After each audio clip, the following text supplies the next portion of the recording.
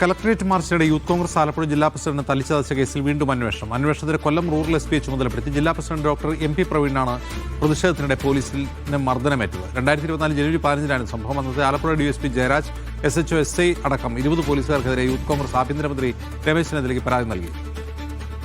ജോസി ബാബു വിവരങ്ങൾ നൽകും. ജോസി, ഇത് ഏത് ജില്ലയിൽ നടന്ന സംഭവമാണ്? അജിത്ത്, ആലപ്പുഴ ജില്ലയിൽ നടന്ന സംഭവമാണ്. 2024 ജനുവരി 15-നായിരുന്നു കളക്ടറേറ്റ് മാർച്ച്. അന്ന് ജില്ലാ പ്രസിഡന്റ് കൂടിയായിരുന്ന പ്രവീണിനെ പോലീസ് വളഞ്ഞിട്ട് ആക്രമിക്കുകയായിരുന്നു. ലാത്തിയടിയേറ്റ് തലച്ചോറിൽ രക്തസ്രാവം ഉണ്ടാകുകയും കൂടുതൽ മാസങ്ങളോളം ആശുപത്രിയിൽ കഴിയേണ്ടിയും വന്നു. ഇപ്പോഴും ശാരീരിക ബുദ്ധിമുട്ടുകളുണ്ട്. പക്ഷെ അന്ന് പോലീസിൽ പരാതി നൽകിയിട്ടും നടപടിയൊന്നും ഉണ്ടായിരുന്നില്ല. അതിന് പിന്നാലെയാണ് ഇപ്പോൾ ആഭ്യന്തരമന്ത്രി രമേശ് ചെന്നിത്തലയ്ക്ക് പരാതി നൽകുകയും തുടർ നടപടികൾക്കായി പോലീസ് നീങ്ങുകയും ചെയ്യുന്നത്. ഇപ്പോൾ കൊല്ലം റൂറൽ SP-ക്കാണ് ഈ കേസിന്റെ പ്രത്യേക അന്വേഷണ ചുമതല നൽകിയിരിക്കുന്നത്.